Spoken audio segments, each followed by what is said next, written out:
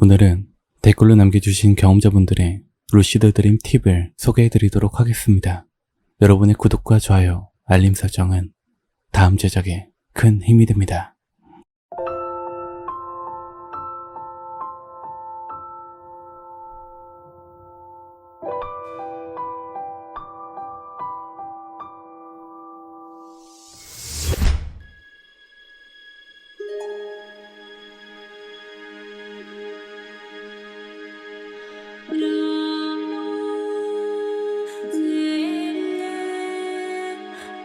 SC드님께서 남겨주신 댓글입니다. 가끔 루시드 드림에 진입하는 일반인입니다. 저는 어려서부터 가위에 자주 눌렸었습니다. 지금은 빈도가 좀 낮지만 거의 일주일에 3번 이상 눌렸던 시기도 있었죠. 성인이 되어서 루시드 드림을 알게 된 이후 제 견해는 가위 눌림, 수면마비, 렘수면, 과도기 다 동일한 현상이라고 여겨집니다. 위 증상들은 모두 몸을 움직일 수 없다는 동일 증상이 있고요. 가위 눌림의 경우는 보통 환청이나 환시를 동반하는데 보통 귀신의 소리나 형상을 경험했다는 분들이 많죠. 이는 와일드의 과도기의 증상과 매우 흡사합니다. 환청과 환시는 보통 뇌에서 만들어내게 되는데 현실과 꿈이 구분이 안 되는 혼란 중에서 현실 속에서 귀신을 본 것으로 착각을 한다라고 저는 생각합니다. 실제로 귀신을 보는 분들은 논외이지만요.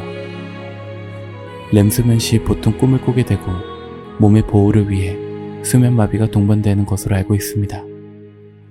실제 경험으로도 수면마비가 오게 되면 예전에는 공포감으로 마비를 풀려고 했다면 최근엔 그 상태 그대로 의식을 집중하여 와일드 진입에 성공하는 경우가 많았습니다.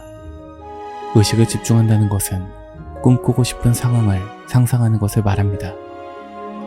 제 경험담이니 이게 정답이라고 할 수는 없지만 와일드로 진입하는데 상당히 도움이 되었던 건 사실이어서 주저리 견해를 남겨봅니다. 다음은 김태환님께서 남겨주신 댓글입니다. 사람이 꿈을 꾸는 이유를 과학적으로 이렇게 설명하기도 합니다.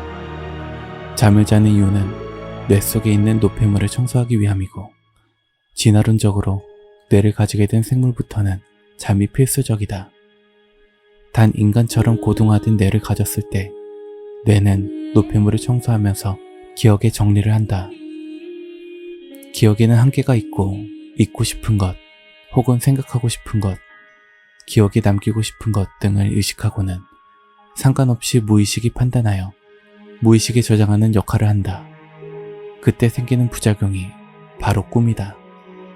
하지만 꿈을 꾸는 동안 뇌의 활성화된 영역이 사람마다 차이가 있기에 자각을 할 수도 못할 수도 있고 꿈을 기억할 수도 못할 수도 있는 여러 가지가 나타난다.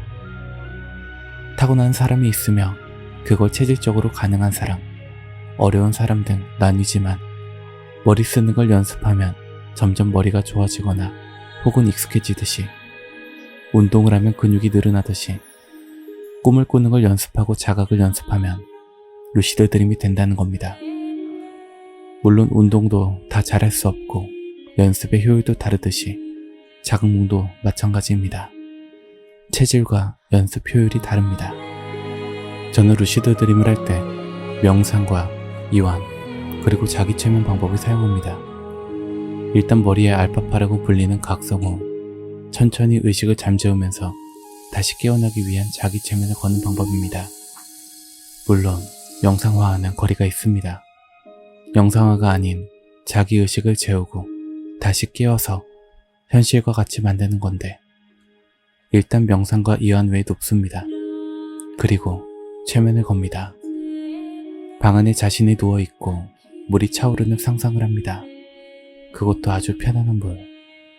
이 물이 피부를 다 통과하고 산소 같은 것도 있어서 내 몸을 다 투과하며 치유하는 만능에 나를 자유롭게 만들어주는 물.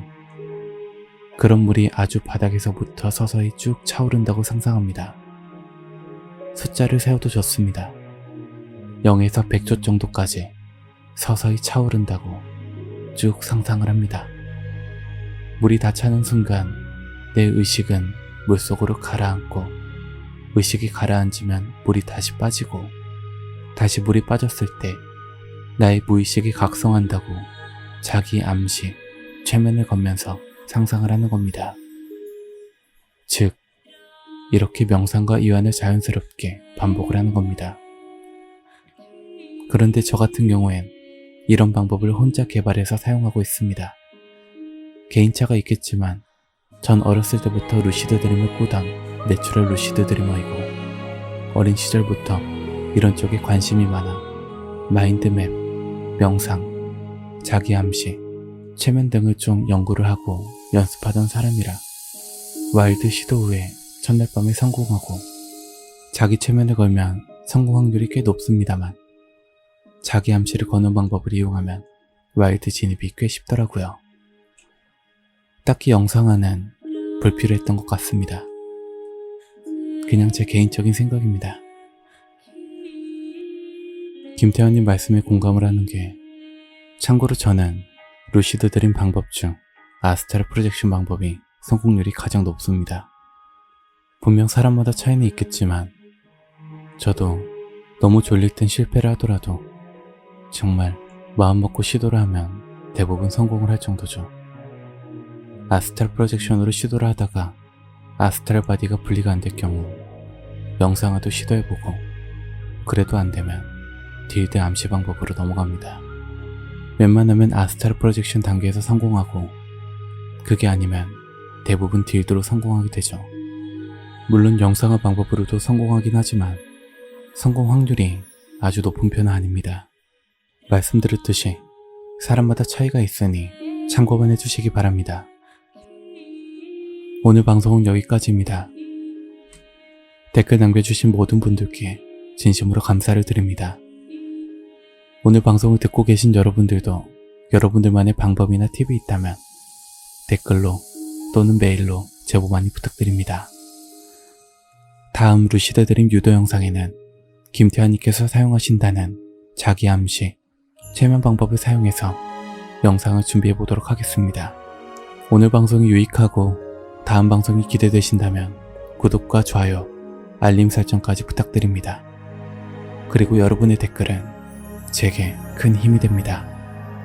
오늘 방송도 끝까지 들어주셔서 감사합니다.